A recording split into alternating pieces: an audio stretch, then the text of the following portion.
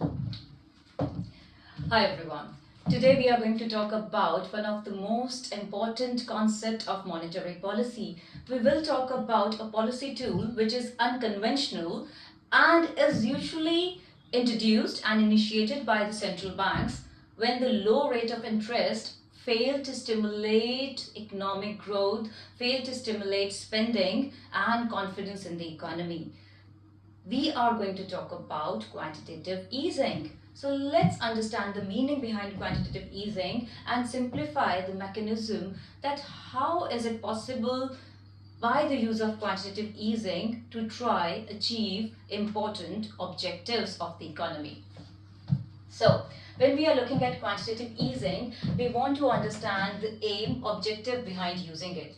Two main objectives. We are talking about that how quantitative easing as a tool is used by Bank of England, central bank in the UK context, to meet the target of 2% inflation rate.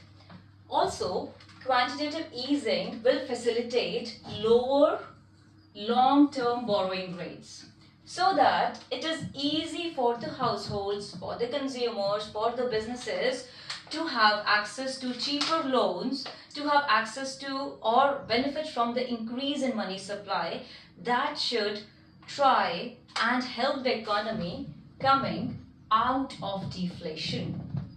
So how would this whole mechanism work is what we want to understand in the most simple way. Let's get started. To start with, let's simplify that quantitative easing is one of the tools to change interest rates. Now, quantitative easing. Easing means that you are trying to increase the supply of money in the economy, and in order to increase the supply of money in the economy, that change of interest rate should be a low rate of interest we are talking about. So keep this thing in mind that yes, it is about increasing the money supply, but it is not about printing the money. There is no printing of money happening in the economy. The central banks, they are going to create money electronically, not for the consumer directly or for the businesses. They are dealing with the financial institutions or let's say the commercial banks. So let's have a look.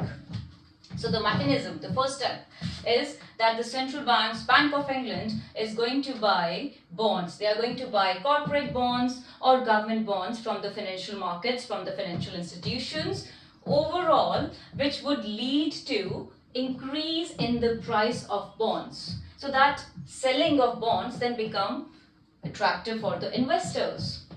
Overall, idea is that when the bond price increases, the yield or the return on the bond is going to be less, which would in turn lead to low interest rates in the economy. So now, if we want to understand the whole idea, step one, the government, sorry, not the government, the central bank is going to buy back the corporate bonds or the government bonds. That would lead to increase in the price of government bonds. But remember, the return on the bonds, what we call as bond yield, will be low. So if price of bond goes up, the return on the bonds or the yield, bond yield, goes down. They share an opposite relationship. Idea is that it will in the long term lead to low interest rates. That was the step one. Now, we understand that they have bought the government bonds or the corporate bonds, and that would lead to increase in that electronic money for the commercial banks.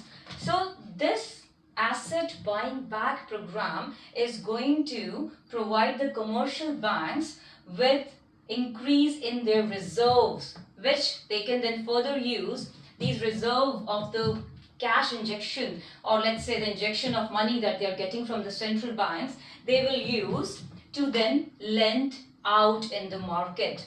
So when the commercial banks, they have that increase in their spreadsheets in terms of the money being created electronically, that would increase, improve their confidence, which in turn will help the ability and willingness to increase the money supply from the consumer's perspective and from the business's perspective.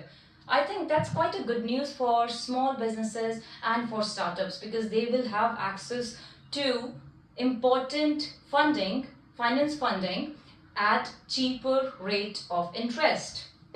So overall, what are the objectives that would be achieved if everything works as per what is intended and what is thought about? That should then finally lead to an investment boom. So we are assuming that quantitative easing is quite helpful in bringing that confidence back in the economy, in bringing a positive wealth effect in the economy that should repair the struggling financial sector of the economy and the struggling economy's scenario.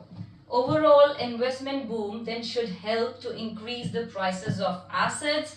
And why is that also good news? That is because when the asset prices increase, we will be spending, economy will see that increase in circular flow of income overall, leading to increase in price level, and that can actually avoid the risk of deflation from the economy.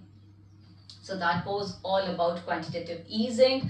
Remember, it is not about printing money. It is about increasing the money supply because the central bank, they are buying back bonds from the financial markets.